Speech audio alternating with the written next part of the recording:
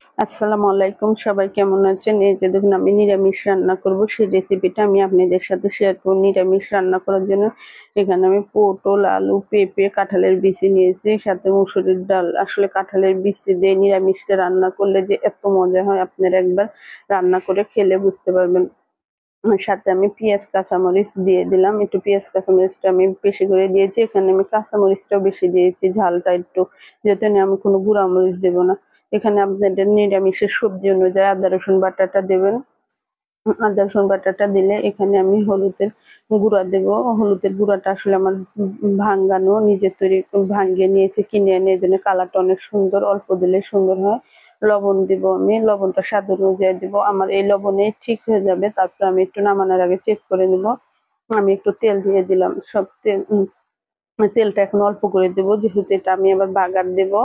এই কারণে এখানে আমি তেলটা অল্প করে দিলাম, দিয়ে আমি চুলায় দিয়ে দিয়েছি। এটা চুলায় একটু পানি দিয়ে দিলাম, এই পানিতে আমার সবকিছু সিদ্ধ হয়ে যাবে, আসলে ডালটাও গলে যাবে।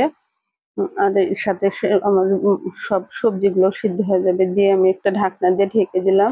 যখন বলক আসবে আমি ঢাকনাটা খুলে কিন্তু একটু নেড়ে দেবো। এই যে ধনে পর্যায়ে বলক এসে গেছে, আমি নেড়ে দেবো, মশলাটা যেন ভালোভাবে একটু সবকিছুর সাথে মিশে যায়। এই যে দেখুন, বলক এসে গেছে। এই পর্যায়ে চুলার জালটা আমি কমিয়ে দেবো, অল্প অল্প আছে, যেন সুন্দর জিনিসটা সিদ্ধ হয়ে যায়। আসলে নিরামিষটা রান্না করার সময় এই পর্যায়ে, এই যে দেখুন কত সুন্দর আমার ডালটাও গলে গেছে, আমার সবজিগুলোও কিন্তু সিদ্ধ হয়ে গেছে। এখানে এই পর্যায়ে কিন্তু আমি পানি গরম করে রেখেছি, এখানে আমি গরম পানি দিব। এই যে দেখুন, আমি গরম পানিটা দিয়ে দিয়েছি। দেওয়ার পরে এটা আমি দেখুন সুন্দর করে এটা আমি দিয়ে চুলার জালটা বাড়িয়ে আবার ঢেকে দিলাম। এটা এখন বলক আসবে, একটু কয়েকটা বলক তুলে এটা আমি কিন্তু বাগার দেবো সুন্দর মতন। এই যে দেখুন, এটা যখন এই বলক আসছে, এই কত সুন্দর বলক এসে গেছে। এটা কিন্তু আরেকটু আমি জাল দিয়ে নেবো, আর একটু ঘন করে নেবো। ঘন হলে এটা আমি পেঁয়াজ আর রসুন কেটে নিয়েছি, ওটা দিয়ে বাগার দেব। আসলে সাথে পাঁচফোড়ন দিয়ে বাগার দিলে কিন্তু খেতে কিন্তু আরো মজা হয়, কিন্তু আমি আজকে পাঁচফোড়ন দিব না। পাঁচফোড়ন দিলে সুন্দর একটা ফ্লেভার আসে। সেদিন চুলা থেকে নামিয়ে নিলাম, নামিয়ে চুলায় একটা আমি প্যান বসিয়ে দিলাম। এই প্যানের মধ্যে আমি তেল ঢেলে দেব। এই যে দেখুন, তেল দিয়েছি। তেল আসলে যত অল্প খাওয়া যায় তত ভালো। আসলে কিছু কিছু খাবার আছে তেল বেশি না দিলে চলে না, কিন্তু আমার সবজিতে অল্প তেলে চলবে। এদের জন্য আর পেঁয়াজ আর রসুন আমি চিকন করে কেটে নিয়েছি। রসুনটা আপনারা থেতে করে নিতে পারেন। এটা আমি নেড়ে চেড়ে বাদামি কালার করে নেব। যখন এটা বাদামি কালার হয়ে আসবে সে পর্যায়ে কিন্তু এটার মধ্যে, ডালের মধ্যে এটা আমি ঢেলে দেব।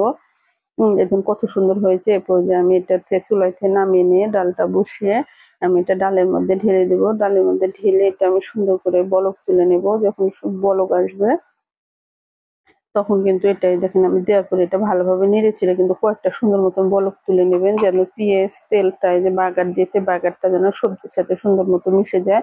এটাও কিন্তু এই ধরুন বলক আসতেছে, নেড়ে নিয়েছি। আমার লবণটা আমি চেক করে দেখেছি, আসলে লবণটা আমার ঠিক আছে। আসলে যে কোনো জিনিসের লবণটা যদি ঠিক না হয় আসলে খাবারের কিন্তু স্বাদটা থাকে না। আসলে এই নিরামিষটা এত মজা হয়, আপনারাও একবার রান্না করে খেলে বুঝতে পারবেন। যে চুলাই থেকে নামিয়ে নিয়েছি, ঘন হয়েছে, এটা ঠান্ডা হলে কিন্তু আরো ঘন হয়ে যাবে। আপনারা এভাবে রান্না করে খেয়ে দেখবেন। আর আপনাদের কাছে যদি আমার এই ভিডিওটি ভালো লাগে, আপনারা আমাকে একটা লাইক দিয়ে আমার চ্যানেলটি সাবস্ক্রাইব করে দেবেন। আর আপনারাও এভাবে রান্না করে খেয়ে দেবেন। ধন্যবাদ সবাইকে।